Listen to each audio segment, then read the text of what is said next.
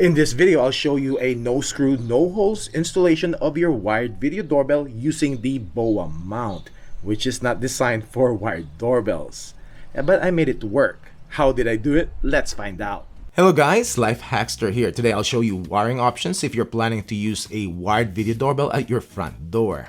I've been testing and reviewed a lot of video doorbells in this channel, and I can tell you that if you're planning to purchase a Wi-Fi video doorbell and have an existing doorbell wiring, just buy a wired one. Now don't get this confused by wiring a battery-powered video doorbell to your doorbell wires. The most you will do is just charge and top off the batteries on the doorbell. And also you might be able to chime your existing doorbell chime. If you have to install another part or use jumper wires in your chime, that means you have a true wired video doorbell.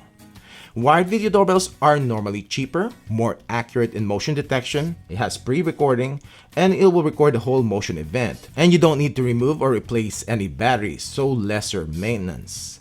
All across brands, wired video doorbells have lesser issues compared to battery-powered ones. The only thing is that if you don't have an existing doorbell wiring that can power the doorbell. Well, I'll show you an option that you can do, and you can even set this up so you don't even need to screw in the doorbell at your door. Before we dive in, if you find this video helpful, don't forget to give it a thumbs up and subscribe to my channel if you haven't done it yet.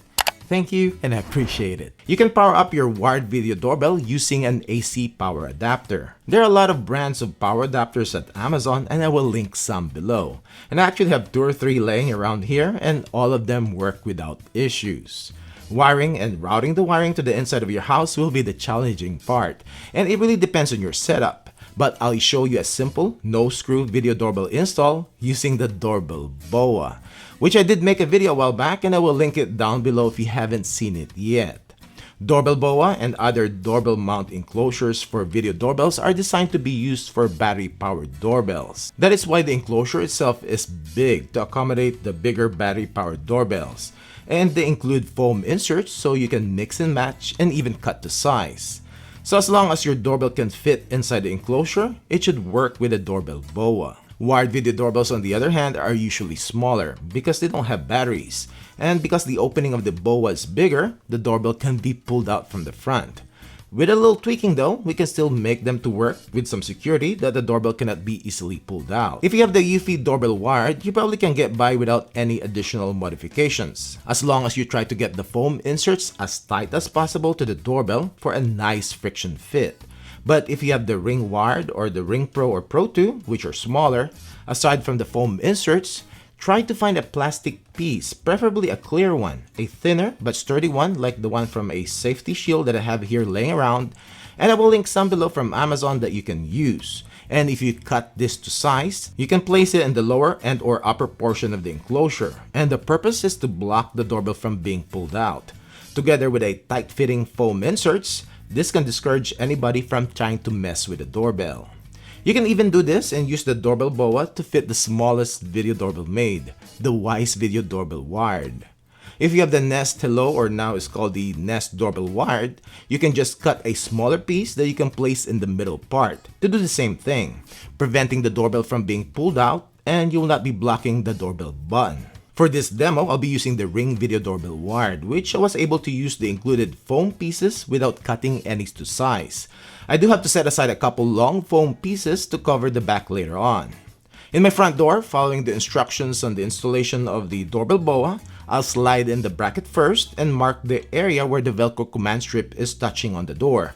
Place the other piece of the Velcro strip on the marked area and slide the bracket back, pulling it apart a bit to make sure the Velcro pieces are mated correctly. Pass the end of the power adapter wires under the bracket and screw in the wires, and it doesn't matter which one on the doorbell's terminal screws on the back. Then put in the longer foam pieces to cover the back and to prevent the doorbell from being pushed in. Then slide in the enclosure, making sure the lipped edge of the bracket is under the edge of the enclosure. Push in the metal tab over the door's edge to lock it in place. Now you will need some wire clips, and I have here some small command clips which you can route and manage the wires on your door and route it to the nearest outlet. Depending on your wire management, it will not really be going to be an eyesore. And because the door is opening inwards, it will not be in the way or be pulled apart when the door opens or closes. Now you have the reliability of a wired video doorbell monitoring your front door, and you installed it without screwing in or drilling any holes. I'm going to make another video comparing battery-powered and wired video doorbells and why a wired one will always come out on top. Also comment below if you agree with me, wired one will always be better.